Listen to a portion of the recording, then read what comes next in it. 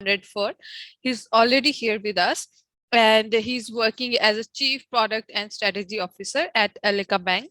He's having 11 plus years of experience in this field, and his own startup of digital business options has been listed in 2021 Financial Times as fastest growing firms of Europe. So his topic of presentation is fintech opportunities in the SME segment or cultural transformation. So, hi Conrad, how are you? I cannot hear you. You need to unmute yourself. There we go. Can you hear me now? Yeah, I can hear you now. And how are you? I'm good, thanks. That's good. And thank you so much. Can you see my screen as well? Yeah, I can see your slides perfectly. And thank you so much for being here. You can start your presentation now. Good luck. Stage is all yours now. Fantastic. Well, welcome everybody. Let me just talk you through what I'm going to cover today. So firstly, I'll briefly introduce myself and then Allica Bank, the bank I'm currently working at. I'm going to be talking about the SME market, the small and medium-sized enterprise market, understanding the market a bit better, which is a well misunderstood market, I think, and also looking at the impact that COVID has had, which has been really quite huge on the market. I'm going to be covering how SMEs are now going digital. It's taken a while. COVID's really made a difference there, and that digital in financial services is now demonstrably better for the SME population. And then finally, I'm going to briefly talk a bit about digital transformation, which many of the incumbent financial services firms desperately want to do. But fundamentally, they tend to fail. But the reason they fail is they don't really understand that digital transformation is actually really cultural transformation. And culture matters a lot more than the digital. And I'll talk a bit about that and what I think incumbent financial services firms need to do about it. So let me first introduce myself. I have a career. I started in banking. I worked in a couple of the major banks in the early stages of my career in corporate strategy and investment banking.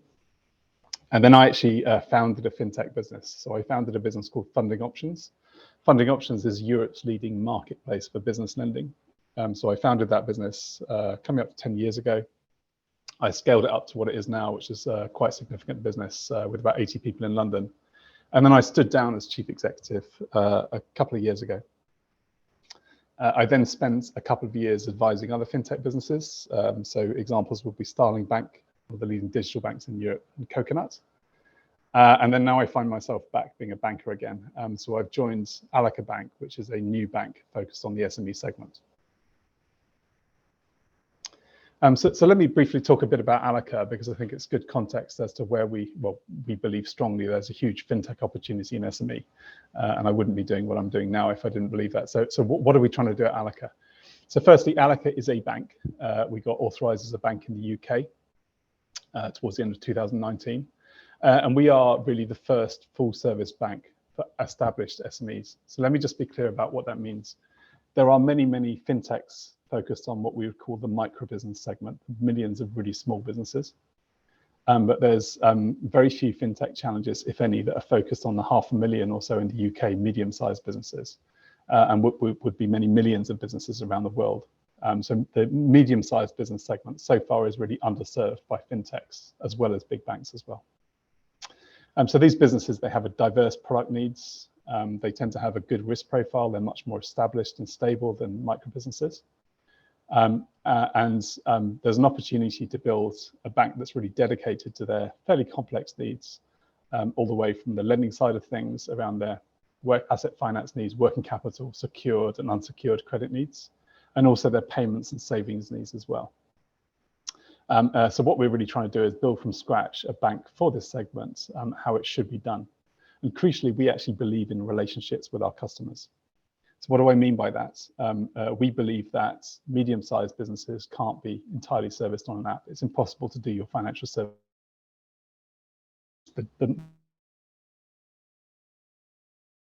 We actually are trying to reimagine relationship banking. So in other words, the expert advice and counsel that you get from your bank. That's something that's slowly but surely been taken away from medium-sized business with modern technology.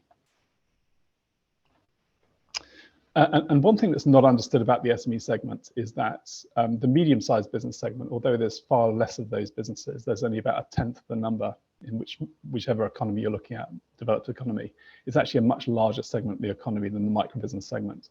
So we are actually a bit surprised and confused as to why everybody obsesses about micro businesses. Our target segment of medium-sized businesses is about a quarter of the economy. And it's really quite staggering that no fintechs have attacked that yet and focused really on the micro business segment. So in the UK, for example, there's about £200 billion of lending to medium-sized businesses. It's a really big market and much, much bigger than the micro business segment. So why do we think that the medium-sized businesses are really there to be helped and desperately looking for a new type of banking service? Well, at the heart of that is that the big universal banks, as they tend to get called, the big banks that we have that cover all kinds of customers, all the way from consumers to SMEs to very large businesses and governments. In reality, they make most of their money from two polar opposite segments. And this is kind of represented by the bubbles that you see on the left-hand side. So on the one hand, you have very large corporates. So very large corporates, each of those customers is so individually valuable to a big bank. How much human interaction they have to do in servicing those clients. In other words, they're happy to throw people at the problem because each customer is worth millions of pounds in revenues to a bank. And at the other extreme, we have consumers, which is a very high volume, low value segment. So consumers are much alike. They have very similar needs. They're quite easy and simple to serve, but there's a lot of them. So what happens is that the micro business segment, really small businesses, it's possible to service those by sticking a couple of additional features on your core banking system for the consumer segment. But when you get to medium-sized businesses, you begin to run into problems because they have subsidiaries and they have ultimate beneficial owners and they have all kinds of complexities around their business that simply will not plug into a traditional core banking system. And as a result, the big banks, the incumbent banks, really struggle to serve this customer base because they end up having to throw people at the problem because their systems are not fit for purpose. But these established SMEs, they're not individually anything like as valuable as corporates. So what's happened over time is that major banks, and this is true in most advanced economies, major banks have slowly but surely been withdrawing from servicing the segment. And as a result, you have a very large segment of the economy that's very unhappy with their banking needs, services. So what does that mean in reality? It means that they struggle to find the right options for growth. So banks are increasingly unwilling to lend to them. Banks are increasingly unwilling to give them a relationship manager. So they're kind of forced into anonymous call centers. Banking is painful because the systems and processes don't fit their complexity of their business. And also the banks actually try and make up for the operating costs from their poor systems by charging lots of fees. So this customer base is a very large segment, a significant financial services revenue pool where they're really unhappy with their existing incumbent banks. And then COVID came along and really COVID has had an enormous impact on the SME population, regardless which economy you're talking about. But in the UK, even before COVID, this was a segment the banks struggle with. But a few statistics about what happened in the UK during COVID. About 90% of intermediaries experienced a drop in the supply of finance, so a massive drop in the availability of finance for their SME customers. 60 to 80% drop in supply of finance to SMEs unaffected by COVID. So those businesses that weren't affected by COVID really couldn't get any lending because all of the lending that was happening was actually government-backed loans. And here in the UK, there's expectations of around £20 billion of bad debts from government-backed lending that took place during COVID. So we've had COVID was really like a hammer blow for the SME financial services segment in the UK and in most economies. This chart kind of brings to life the impact of COVID on lending in the UK. So if you look at the trend in lending from the UK from about 2011 to 2021, lending to SMEs had been in slow but sure decline over the last decade and then flatlined for a number of years. And then as a result of COVID, government lending schemes became the dominant form of finance, absolutely dominated lending and led to an unprecedented growth in the amount of lending to SMEs in the economy. In the UK, government-backed loans or government guaranteed loans, in 1 year, they did about 10 to 20 years worth of normal loan volumes. We've had a step change in the number of SMEs applying for finance. We've got about a third of SMEs are now believed to be highly indebted. And one of the biggest impacts of COVID is that the existing incumbent banks are going to be very focused over the coming years in trying to unwind these huge number of loans, government-backed loans that have gone out to SMEs around the country. And most economies around the world had an equivalent government-backed lending scheme. And I think the consequences of that on national economies is going to be really quite profound over the coming years. The exciting thing is that COVID also accelerated the digitalization of the SME population. So SMEs have actually been holding out against digitalization, certainly compared to the consumer segment. So just to give a personal example there, I set out to build an online comparison service for SME lending. Now, if you're a consumer in the UK getting a loan, you're very likely to go to an online comparison site, but that hadn't happened yet in the SME segment. What we've seen as a result of COVID is an acceleration of digital usage by SMEs. So in other words, because they had to, they've adopted tools and they're really unlikely to be going back. So you can see the kind of increased adoption in digital tools we've seen across various uses. Virtual meetings, for example, has been a huge uptick, as we all know. We've all felt that one. But there's been a huge increase in digitalization and expected digitalization amongst SMEs. So I think the time is really ripe now for fintech entry into the SME segment, because SMEs have become much more digital during COVID. And these are businesses in many cases that have been around for decades doing things in a traditional way. And traditional SME finance channels are also getting more digital. Looking at the right-hand side here, I think there's an enormous embedded finance opportunity in SME lending. So in the UK, asset finance, which is the finance that businesses get to buy assets in the business, for example, vans, trucks, so vehicles or machinery and other equipment like that. A very large segment of that is through vendors. So in other words, SMEs are buying assets and getting finance when they're in the dealer room floor or on the dealer's website. There's an enormous opportunity there to build embedded finance because at the moment that tends to be very, very paper-based and traditional. It's often a phone call to a lender. So we are, I think, going to see the emergence of new types of embedded finance within SME lending. I think that'll be a really exciting growth area over the coming years.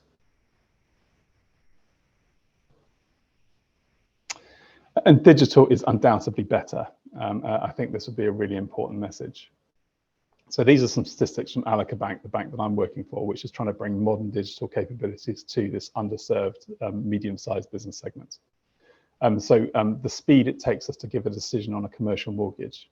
So this is a mortgage against a business's shop or hotel or warehouse or factory or whatever premises the business occupies. The time that we take to get to a decision has rapidly declined as a result of our digital capabilities. And we're now dramatically better than even the top quartile. If you want to get a commercial mortgage, a mortgage for a business premises from a major bank, you're often waiting for many weeks to get a decision. We are now typically running about 2 days, and we intend to get that down further. So because we're using digital capabilities, for example, an online application portal with strong digital capabilities, we're dramatically improving the customer experience for SMEs. And it also has a huge impact on speed to market as well. So we've been able to launch in 1 year 3 different lending products. And that would be unprecedented for a major bank. So the ability to build out quickly new services and new products is dramatically increased by having proper digital capabilities. To bring that to life, we had more than 100 production releases in just 6 months during 2021. So the ability to rapidly deliver stuff is at the heart of a better digital experience. So digital undoubtedly is outperforming in the SME segment. So again, it's a really exciting opportunity. Another example of why digital better is around cost. So I talked earlier about why the reason that big banks really struggle with our segment is because their cost structures are such that they tend to have to throw people at servicing the SME segment, and the economics of that really no longer work for them. Well, this is a graph of our operating expenditure versus our drawn loans. So you can see that we've managed to very rapidly grow our balance sheet without increasing our operating expenditure. So by leveraging digital tools, it can have an enormous impact on your ability to grow profitably. And that's really at the heart of our competitive strategy, which is that our digital first approach to banking for SMEs medium-sized businesses will allow us to profitably serve customers that the big banks are actually actively trying to walk away from because they can't make it work because their systems and their processes are very traditional. So it's a really exciting time to be entering the SME segment, I think, particularly medium-sized business segment.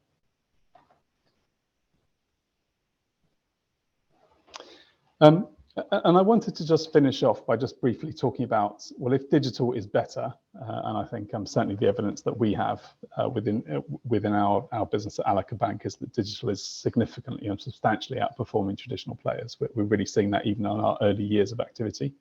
The question then becomes, how do you actually make digital happen? And I've actually spent quite a lot of time working with major banks, major financial institutions, trying to help them understand why they struggle to innovate and why they struggle to become more digital. And I would say there's kind of three root causes in particular, or three things they need to fundamentally change if they want to properly become digital over time. But at the heart of that is the fact that digital is a lot easier than people think. Yeah. So building digital capabilities, online lending flows, for example, was dramatically harder to do from a technical perspective even 10 years ago than it is now. We've had the very rapid advances with cloud technology, cloud tools, cloud hosting, and also with development languages as well, software development languages. There's now a much bigger base of high quality developers available. So in other words, the digital side of being digital, ironically, is actually not as hard, anything like as hard now as it was before. And I think probably incumbents really struggle to understand how easy it is. Or indeed, they struggle to understand how a small number of high quality developers can achieve extraordinary things, whereas a big bank can have thousands of developers and seem to achieve nothing. Well, at the heart of that is that digital transformation is actually cultural transformation. It's the culture of the banks that needs to change if they want to become more digitally effective. And let me just talk you through three particular areas. So firstly, I find big financial institutions have a love of big transformation programs, and kind of they love to come up with words like strategic transformation program is a very typical thing to have. So this is kind of based on the assumption that the way to change things is to live with what you have and then put together a change team, a project team, and they'll disappear off for 2 or 3 years and they'll build at an enormous expense, spend hundreds of millions of pounds building something, and then turn up in a few years' time and everything will be fixed. Of course, that never happens. These transformation programs never deliver their benefits. They're always late, they're always over budget. This kind of approach to changing things doesn't work. And in big financial institutions, I find you still have the language of run the bank and versus change the bank, or BAU versus change. This is the wrong way to think about how to change yourself. You need to kill these strategic transformation programs. And you know what? The organizations that are selling you these strategic transformation programs, big IT consultancies, they have a vested interest in making things really expensive and take a lot of time. So that, step number one is kill the transformation program. You should be constantly iterating yourself and constantly moving forward in an agile manner. In other words, the question to ask yourself is, every 2 weeks, are we a slightly better bank than we were 2 weeks ago? If the answer to that is no, there's something wrong with how you're running your organization. Secondly, the second symptom that I see of major financial institutions is that they think that the answer to becoming more innovative or more digital is to kind of get themselves a WeWork office and stick some MBA students in there with cool beanbags. This stuff doesn't work. A cool office doesn't make you digital. It doesn't make you innovative. And Anne Bowden, the founder of Starling Bank, one of Europe's premier digital banks, she gave the quote, which I think is bang on. She said, banks often have small teams who tweet a lot about fintech or work with startups. These are all peripheral. It doesn't change the bank. And that's the crucial thing. The place to start with digital is to attack the actual problems you have in your core business. It's not around having fintech, WeWorks that are building new stuff that won't actually change the core bank. The core bank is the thing that needs to get more digital and needs to get more innovative. Getting yourself a WeWork won't solve your problem, especially if that WeWork isn't for the core business.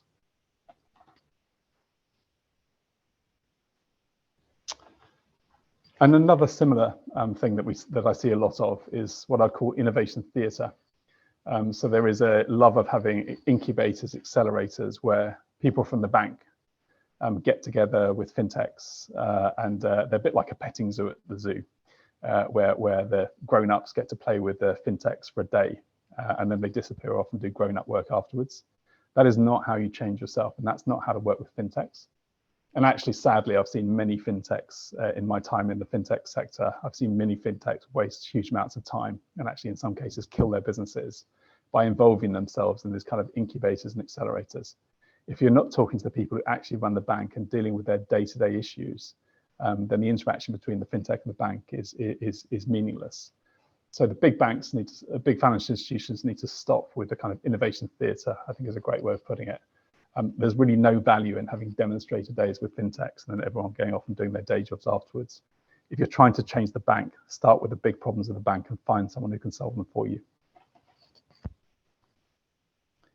And then finally, I think probably in many ways the most important cultural change that big banks need to have is that big financial institutions remain very much empires of very senior individuals who expect to make important decisions.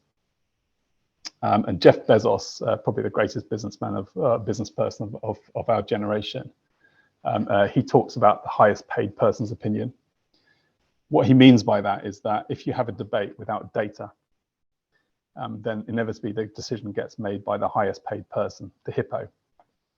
So it's the highest paid person's opinion is what drives decision making. That is utterly the wrong way to make decisions. The right way to make decisions is to empower people, set objectives, set goals, and then empower people who are close to the problem and close to the customer to go and solve them. So when banks tell themselves they're being agile, very often what will happen is that they believe they're agile because they've got a Jira board or they've got a Trello board, so they've got some cool technology for moving forward projects, and they deliver stuff in 2-week sprints. That isn't agile. That doesn't make you agile, because in reality, if the roadmap is still being set by a small number of very senior people who think about the problem once every quarter, then you're not being agile, because basically it's the highest paid people opinions driving decision making, not the people who are closest to the customer problem. So having empowered autonomous teams and really believing in letting people actually get on with their jobs and empowered cross-functional teams is the single most valuable thing that traditional financial institutions can do to actually make themselves move forward quicker and actually embrace the digital culture. So hopefully that was a useful overview, starting off with the SME segments, specifically with the SME segment, and then just finally talking a bit about what I think is important for becoming more digital. And hopefully that's been useful. And of course, I'll be very happy if you have any questions to answer any questions. Thank you. Hi, Conrad. Thank you so much for your wonderful session. And it was really very informative session. I have personally enjoyed the session. And we do have a question for you. Is there still a manual step in the 2 days decision speed for mortgage? And yes, there is. Yeah. Okay. So we've actually taken the decision that we want the final decision on our lending for larger ticket lending to be done by a human being. So I talked earlier about how we believe in relationship banking. We believe that you can't do everything on an app. That also flows through to our underwriting as well. So what we believe is we want to have high quality expert underwriters. So the key for us is to make sure that we use technology to make sure that those underwriters making final credit decisions on large ticket lending, we want to make sure that they've got the right information, are involved at the right time. But in the end, we are actually strong believers that you shouldn't fully automate significant lending decisions. That doesn't mean we wouldn't automate a really small lending decision as you do in consumer financial services, but we believe that humans, what we call high tech, high touch, we think is the key to our segment. So yes, we're very happy to involve human beings, and that's part of our competitive strategy. Okay, great. Thank you so much. And Conrad, we do have one more question for you. What is your suggestion to get innovative digital solution working in real business need to avoid theater? How to suggest apply design thinking to usual business tasks? Yeah, that's a really good question. So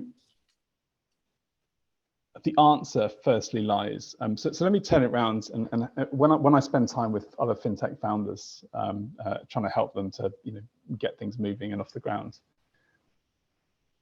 what I always say to them in terms of engaging with large financial institutions, which of course can be extraordinary opportunities to move your business forward as a small fintech, is that in reality, if you're a very senior executive in a large financial institution, let's say chief operating officer or chief financial officer, whatever, or chief sales officer, whatever you may be, you probably have about 5 to 10 things, typically more like 5, that in a given year will define whether or not you actually hit your objectives or not.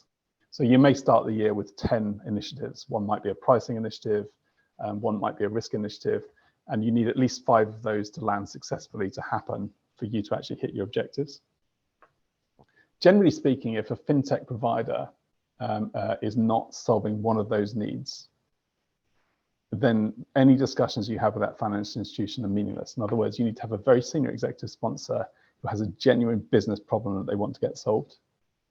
Now, turn that around to answering the question, yeah, because of course, a financial institution doesn't necessarily have to use a fintech solutions, it can build them their own. The most important thing is to start from the underlying problem that you're trying to solve. So for example, there are many, many fintech incubators within large banks that have been spent the last 10 years or so on building DLT and blockchain solutions. Not one of those has made any impact on the real world, and they've spent literally hundreds of millions of pounds on these projects. It's just insane.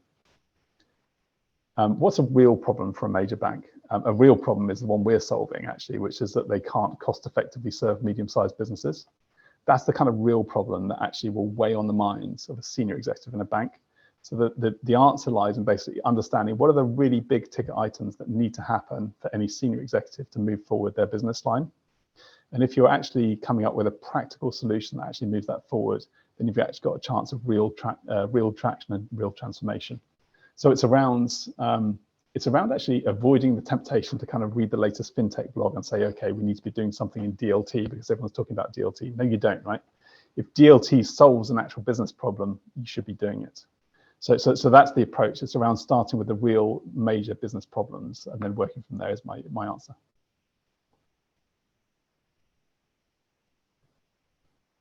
Great, and thank you so much. I hope that helped. You're on mute, I think, there, Serena. Can you hear me now? Yep.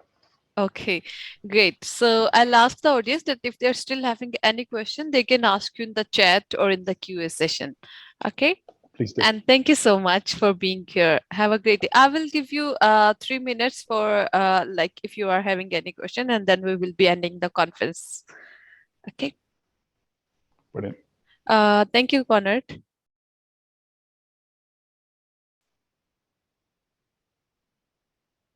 Thank you very much.